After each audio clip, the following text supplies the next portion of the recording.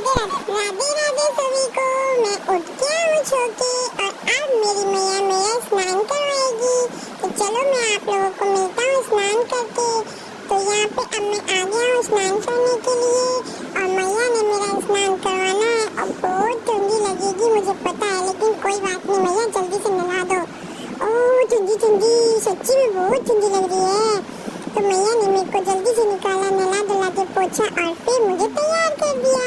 दर्शन नहीं करोगी मेरी? राधे राधे। और फिर करके इशारों बुलाई गई रे बरसाने की छोरी।